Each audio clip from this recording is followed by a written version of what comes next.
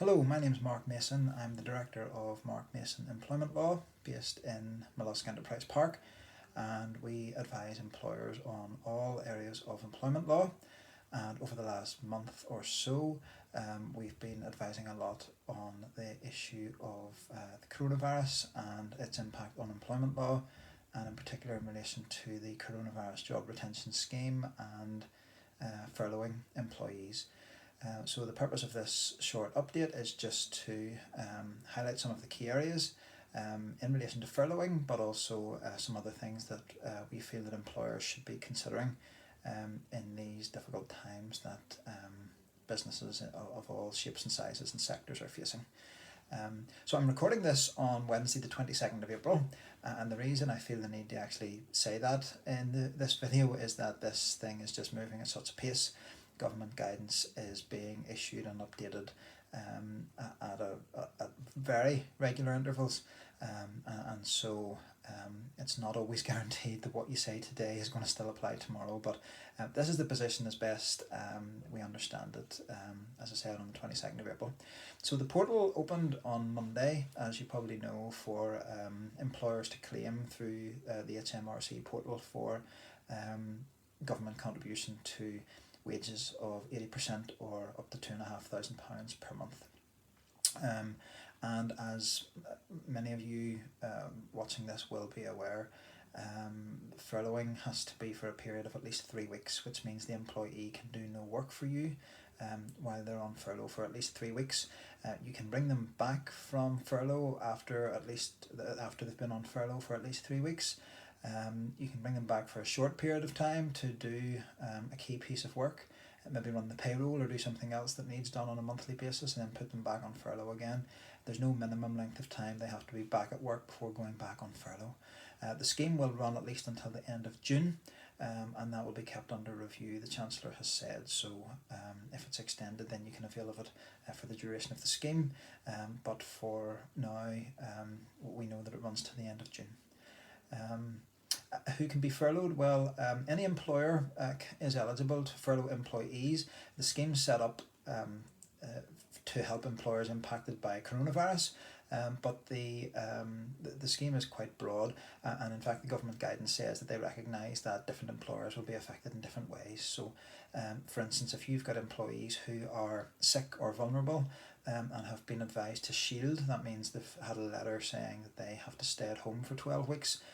The guidance says that is a circumstance in which an employee may be furloughed.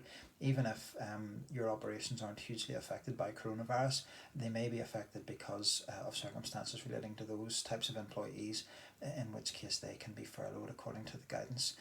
If you're putting anyone on furlough, you have to record that in writing with them. We would recommend you get their written agreement to being furloughed, having their wages reduced and committing to do no work. That record has to be kept on file for at least 5 years in the event of a revenue inspection, so it's important that you get that done and kept on file. I would say if you have an employee on furlough, it's important you stay in touch with them. You want to just check in with them, make sure they're doing okay, and you'll want them to be available to come back to work whenever you need them. So as much notice as you can give them as possible obviously will help that. You can also train employees when they're on furlough. That doesn't count as work. So if you can access any online training, or if there's any other way you can provide training input and upskill your employees during this time, then that could be a good use of time, so that when they come back to work they're better equipped for the job. That would be worth thinking about. Annual leave, it accrues while on furlough. We had a lot of, we knew that annual leave was going to accrue. The debate was over whether or not it could be taken.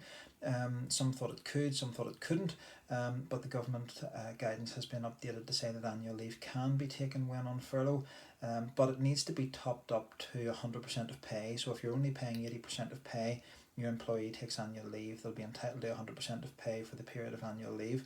So if you're totally closed with no income coming in, you may decide you want annual leave not to be taken and to roll it over until you're back open again, and you can afford to pay at 100% pay. So that's a business decision you need to take. If because of that, or because you're in a really busy sector and you just can't afford to give employees their annual leave as normal, then the government in GB has allowed 4 weeks of annual leave to be rolled over. to be taken within the next 2 years. That's not in place in Northern Ireland yet at the time of recording this video, but the Economy Minister has said she wants to bring that in, so we fully expect that we will catch up with the GB position, and it's just a matter of the legislation being passed. So watch out for that. Another couple of things just to watch in relation to furloughing is just to say that if you have any employee who is coming up on 1 year's service and will accrue 1 year's service when on furlough, they will still accrue that 1 year's service, which means that when they're on furlough, they will accrue the right not to be unfairly dismissed. So it's important that you think that through. If you've got any employee that you were in any doubt about, or if any of these circumstances means that you feel that you maybe are going to need to scale back or reduce your workforce in the longer term, then any employee with less than a year's service would normally be one that you would look at before the others, because of the right not to be unfairly dismissed after a year's service. So just think that through. If you've got somebody on furlough coming up to a year's service, and you maybe just need to take a decision as to whether or not you're happy that they'll accrue a year's service and come back to you, or whether or not in the circumstances, either because you weren't sure about their performance or because your circumstances have changed, you may need to make a decision about that when they're on furlough, and follow a process there. And you may then as well, if anybody was in their probationary period before you put them on furlough, you may decide to extend that when they come back, to give yourself time to assess their suitability for the role. But of course, very conscious that there's more going on related to Covid-19 in employment law than furloughing. So just a couple of other points to note, whether you're putting employees on furlough or not. If someone is on sick leave for a reason related to coronavirus, they're entitled to statutory sick pay from day one. They don't have to wait the normal 3 waiting days. The employer can claim back the first 14 days of SSP, so that's a new provision by the government as well. And an employee who is shielding, so that's one of the people who got the letter to say they should stay at home for 12 weeks, even though they're not sick as such, they're just staying at home to avoid catching the virus.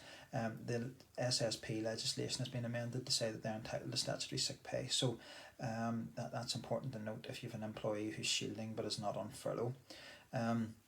Another couple of things to note, just working from home. Obviously it has ramped up in recent weeks, so if you have employees working from home, just make sure that they're well set up for that. You should probably have in place a working from home policy, just so that they understand their rights and responsibilities and things to watch out for. Look at things like your IT security and data protection and all of those sorts of things if people are working remotely at home, and make sure that they're working and keeping files and papers and other confidential documents kept appropriately at home and not just lying around on the kitchen table. If it's not possible for your employees to work from home and they need to be coming into work, then just observe the social distancing and consider health and safety issues there, in terms of hand sanitizing, and making sure that people know who to go to and who to report things to if they feel uncomfortable or if they feel that someone else isn't keeping to the rules. So those are just a few things to consider for now.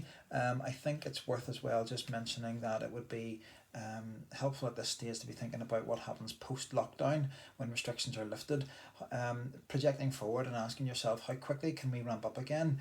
Realistically, if you're a cafe and you've closed, maybe as soon as your shutters open again, maybe your business will be back to 100%, so you'll need everybody back.